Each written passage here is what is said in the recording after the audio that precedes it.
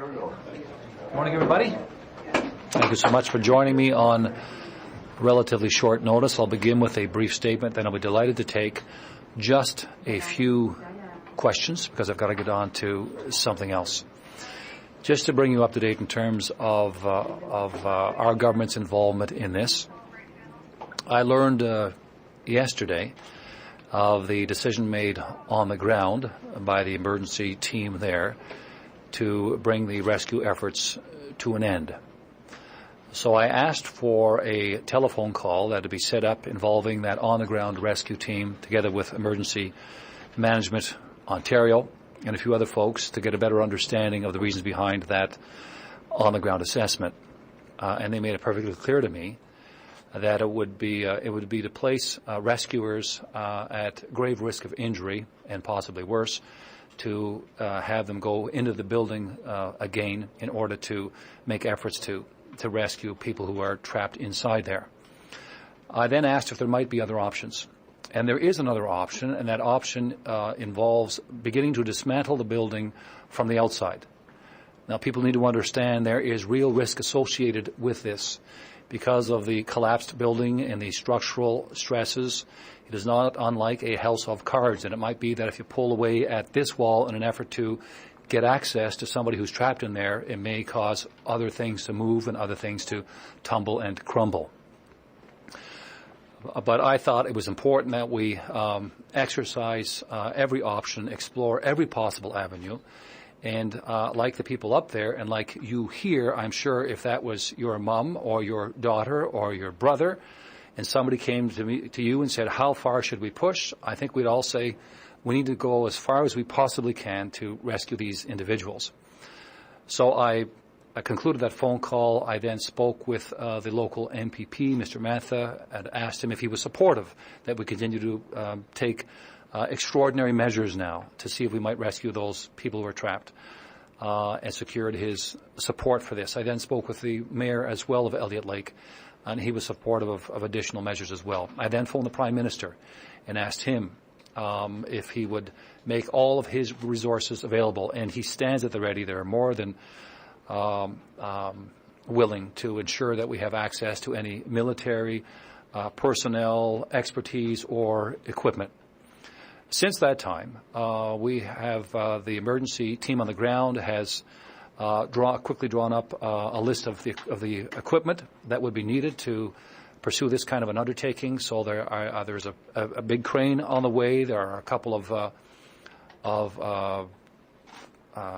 grapplers, I think they're called. There are some sophisticated robotics coming in from Sudbury that are normally deployed in mining disasters.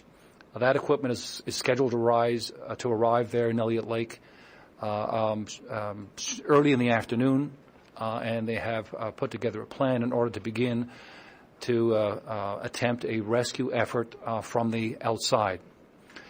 I want to take the opportunity as well to commend those people who have been involved in the search on the ground. They've been there for several days now, working around the clock, doing everything that they possibly can to get access to the individuals who may be inside the building. And I know that it was a very, very difficult step for them to arrive at a conclusion that they would not be able to access those people in the traditional way, which is to go inside and to gently move things about and get hold of someone. But because of the risk associated with that is not tenable. So we're going to try something from the outside. The final thing I want to say is that to the people of Elliot Lake, they're not alone. We are 13 million Ontarians strong. They are part of the family. We understand what they're going through. We feel for them. They have our prayers, but more than that, they have our active support. And we will do everything that we can in order to hopefully secure the building and allow ourselves to get in there and get access to people who may be trapped there.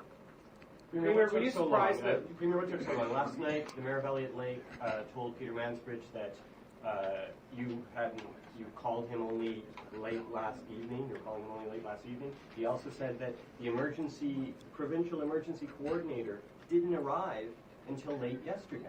What's been going on? Why? Well, first of all, two things. First of all, that was my second phone call with the mayor. I had phoned him the day before that, I believe, and ensured that if there's anything at all that we might do to let us know.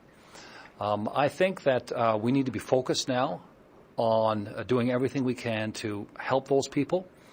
Some may want to engage in some kind of a blame game. I just don't really think that's appropriate. I think what we need to be focused on, there will be a time for questions that need to be asked about what and when and how and why not and those kinds of things. But I think right now what we owe the people of Elliot Lake, and particularly the families involved, is to work as hard as we can to provide the necessary help. So not to cast any blame at all, Premier, but aren't there lessons to be learned here? Shouldn't this ramped-up response that your phone call seems to have generated be the norm? I'm not going to second-guess the decisions that were made on the ground and why they didn't want to pursue this additional option that I've asked them to actively consider. But I think the good news is that we're doing everything that we can and that equipment will be there shortly. And hopefully we can begin to dismantle the building in a way that lets us get safe access to the folks in there. Yep. The Prime Minister says the military is available. Why wouldn't you immediately take advantage of their expertise and just feet on the ground? Right. We've got to rely on the emergency team. They know they know what resources they need. And if that involves somebody in the military, whether it's equipment or expertise, I'm sure that they're going to make that known to us. And I know the Prime Minister will be 100% cooperative in that regard.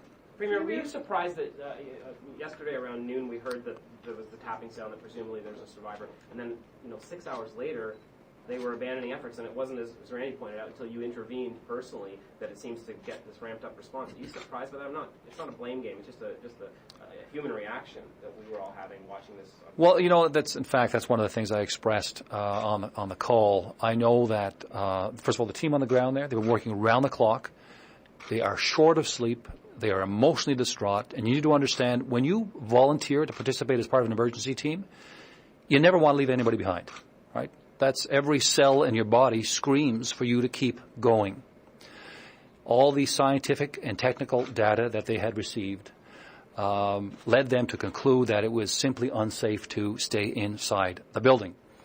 So that's why it occurred to us on the call as we chatted together that there might be another option. I know that there's a real risk associated with that.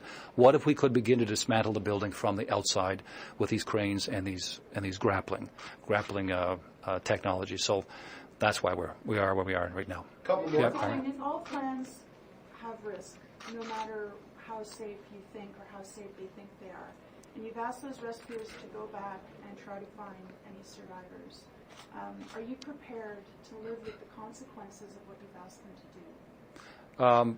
Again, what we're talking about now, this particular approach involves using heavy equipment to begin to dismantle the building from the outside. There's always a risk associated with it. The people who work as part of our emergency teams are aware of that. They take on those risks. They want to help. That's why they're there on the ground. And I expect them to use good judgment now as they explore this new option, which is to dismantle the building from the outside. Une dernière à vous, madame. Qui a le dernier mot sur les opérations Elliot? Est-ce que c'est vous, le Premier ministre? Est-ce que c'est les équipes sur le terrain? Ce sont les équipes sur le terrain. Ce que j'ai fait hier, le long de l'appel téléphonique, c'est de faire certain qu'ensemble, nous explorons toutes les possibilités pour venir au secours de ceux et celles qui sont peut-être dans l'édifice. Êtes-vous confiant de retrouver des gens vivants? J'ai seulement que l'espoir à ce moment-ci, mais il me semble que nous devons, à ceux et celles qui habitent à Elliot Lake, notre espoir, nos prières, et de faire tout ce qui est possible. Thanks, everybody. Thanks. Are you going to go to Elliot Lake? Arrive until last night. You didn't answer that part of my question. Why didn't the emergency coordinator? There'll be time for those kinds of things.